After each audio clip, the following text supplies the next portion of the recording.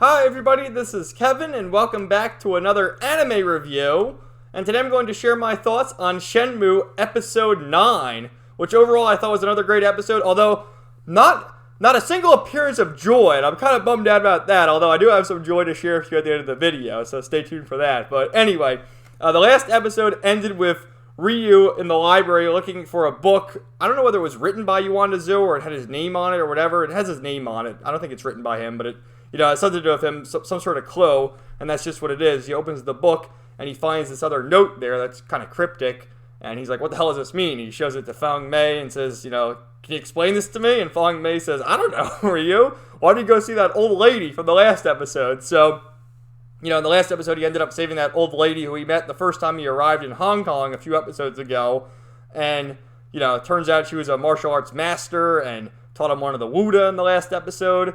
And, he saved her. She acts like, I could have took all those guys on. All the thugs were ambushing her, trying to evict her from the apartments. But it's like, come on, Ryu needed to go there and save her, right? So that's what he did. And a funny scene with her, like, what are you doing here? But she does explain what the note means. And, it's like a secret message. And, there's basically these four symbols in a certain order. And she says, well, if you go to a place out in the open and put these teacups in that order, an associate of Odysee will contact you. So Ryu's like, okay, lady. So he ends up going to like this restaurant or like a diner or tea shop, wherever it is. And he gets the four teacups and puts them in the order of the paper there.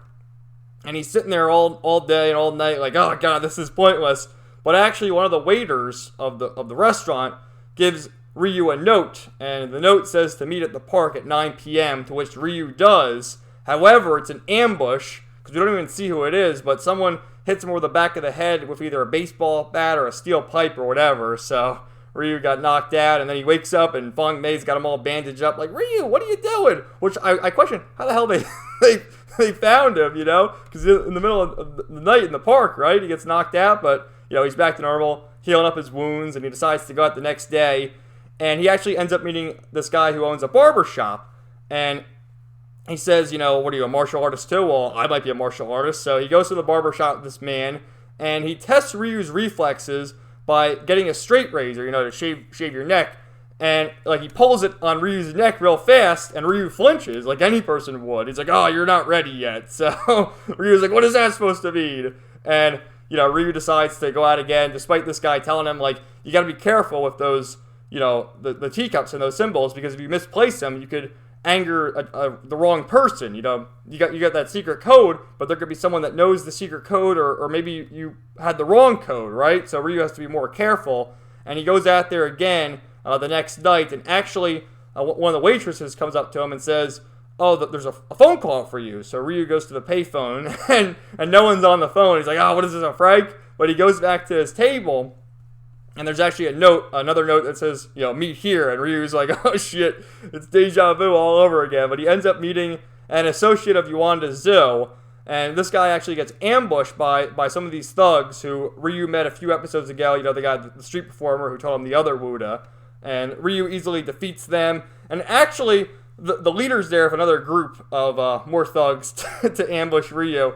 But Li Tao or Zhu Ying, that's how we pronounce her name, right? Zhu Ying, that's her real name. She shows up, and you sort of see her from in the background taking these guys out, and then the leader's like, whoa, what does this guy have, superpowers or whatever? So Zhu Ying is helping him, and we do get some more backstory of her, how her brother left years and years ago when she was a young girl, so she sort of feels some guilt and remorse for that, and that's an interesting subplot. But, what happens is Ryu eventually figures out that he has to meet Ren, who we've seen Ren a few episodes ago in the background, and he's the leader of this other rival gang with Wong, and I guess Joy is affiliated with them as well. And he ends up trying to go to the base and comes across some of the underlings and like, oh, we won't let you meet Ren, no way. And Ryu, using all his Wuda techniques, sort of just dodging their attacks and whatnot, and he grabs the one guy's arm and paralyzes him. He's like, take me to Ren now! And, they take him to like this dead end, and again, knock him over the head with either a steel pipe or a baseball bat or whatever. And he actually wakes up under Wong's care, and he's like, all right, Wong, tell me how to get to Ren. And he's like, well, I can't take you there, but I'll give you this lighter. And if you show this lighter to the front door and say you got the money for Ren, he'll see you. So that's just what Ryu does. And similar to how the guy at the barber shop pulled the straight the straight razor to Ryu's neck, Ren does the same thing with a switchblade. And this time Ryu doesn't flinch. And he's like, whoa, he didn't flinch? So he asks Ren to take him to Yuanda Zoo, which Ren says he does. But he takes him to see those other thugs again, and Ren steals their money, and they actually think that Ryu did it because, the lights go off, and Ryu's there, like, knocking things over, making a sound, so they all chase him. And then Ryu, in a great chase scene, ends up chasing Ren, and they're, like, climbing on top of buildings, and just the animation of them chasing each other is pretty cool. Climbing on the scaffolding, Ryu actually knocks the scaffolding down, and they both fall down. And when they're in the rubble there, the mirror... The Phoenix mirror that Ryu has falls out of his pocket, and Ren's like, "Whoa, that's worth a lot of money, huh?" And then he doesn't steal it from Ryu or anything, but he leaves him by saying something like, "I'm only in it for the money, and you got a chip on your shoulder because you want to avenge your father, so we're different or whatever." And then Ryu actually goes back to the barber shop, and he does the same test with the straight razor, except this time Ryu doesn't flinch. To which the man says, "You learned the latest Wuda, the Dawn." So he has, I believe, all 4 Wuda now, so that's pretty cool. And it ends the episode with him actually leaving Zhu Yang, leaving the Monmo Temple, and setting out on his own ways, I guess looking for Yuanda Zoo once more. So some good stuff. I have some screenshots and whatnot to share with you, and like I said, I did have some joy I wanted to share with you. Well, that's the point I didn't see her in this episode, but that's all good. We got 4 more episodes to go because this is episode 9, and we know there's going to be 13 episodes. So, interesting to see how the finale turns out. But this is Ryu coming across the old lady again, and she showed him with the teacups. This is the barber shop, and that's the gag, which this is the leader, and like, look at his shirt, dude. I don't know what the fuck was going on there. He had like his midriff showing, and like his pants were kind of low. I'm like, what the fuck, is this guy like a cross-dresser, or what's the deal there? And his vest, I mean, I don't know what was going on, but that was the gang. This is Ren. I would have made this the thumbnail, but Crunchyroll does this bullshit with their thumbnails, and then Sega has that down there, so I can't really do this the thumbnail because I'm not as skilled at editing as you may think. So, then they fall, and that's him hiding the Phoenix mirror. I'll probably make this one the thumbnail.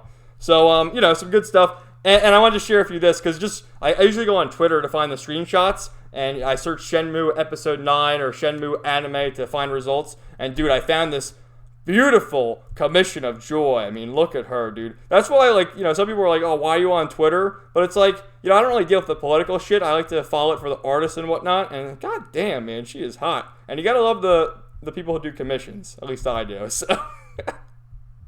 there we go. So anyway, I enjoyed this episode. I very much enjoyed this series. I can't wait to see what happens next.